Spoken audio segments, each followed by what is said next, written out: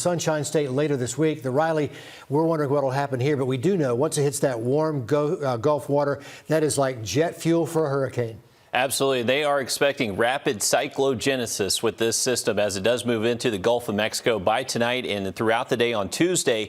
Most likely going to make landfall early Wednesday somewhere along this Gulf Coast of Florida. Still no real pinpoint exact location just yet. Remember, we have that cone of uncertainty to show us kind of a range of where that center will be.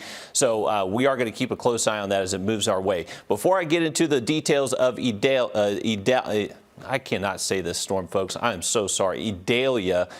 We are going to keep the chance for these showers and storms this afternoon to this evening. So these are moving south to north. So a heads up here in Augusta. We've been dry most of this afternoon, but some rain is trying to head our way. Now with the latest on this system, this is going to continue strengthening and most likely will become potentially a Cat 2 or 3 as we head into tomorrow and before landfall Wednesday morning. What we're looking at now, we've kind of had a little more fine-tuned cone of uncertainty. So it's getting skinnier and skinnier. So we're starting to get a little bit more confidence. This yellow area here, that would be kind of the far western track that we're seeing in model guidance right now. That brings us the closest to the CSRA, which would bring a lot of heavy rain, which would lead to pretty much flooding being very likely for especially the southern CSRA with this far western track. Now, some model guidance still pushes it a little bit further east and keeps us a little south of us. That would be beneficial to us. That would keep the wind away.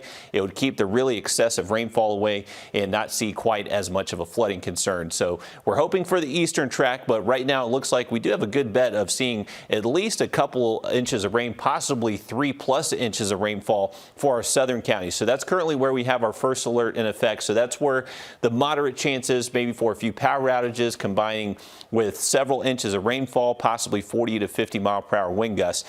Less of a significant weather threat in this yellow shaded area. So that's where those wind gusts still could get maybe 30 to 40 miles per hour, 1 to 2 inches of rain, which could maybe knock out power for a few spots. But you can see the further north you go, the less of an impact you're expecting. So this isn't necessarily going to be everybody in the CSRA see bad weather from this system.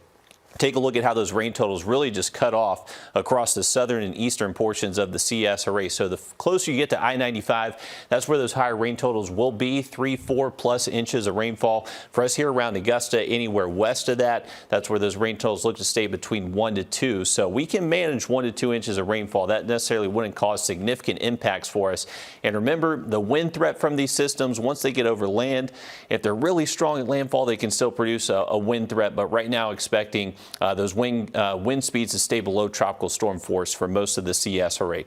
The flash flooding, this is going to be the big weather story with this system for us. So before the storm even arrives, Tuesday, we're going to see scattered showers and thunderstorms throughout the day. So that could pose a low flood risk, especially for flood-prone areas. Wednesday, as the storm does track through the region, that's when we're going to see the highest opportunities for some flooding concerns. And you can see highlighted in red where we have the first alert. That is where there is that moderate risk for flash flooding. So a lot of flood reports expected whenever you're underneath a moderate risk. That is why we do have the first alert in effect for those southern counties, Swainsboro, Bamberg, Allendale, Sylvania, Millen.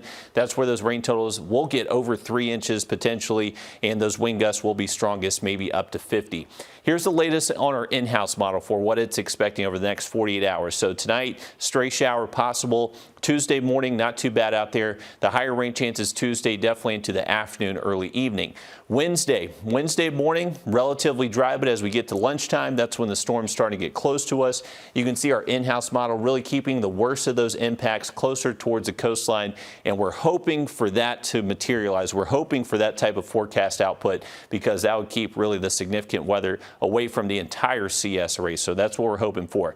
These tropical systems change a lot, folks. This is a tropical storm right now. It's expected to become a major hurricane in 24 hours. So a lot of uncertainty on the exacts of this. So make sure you're keeping it here for those forecast updates for the next couple of days.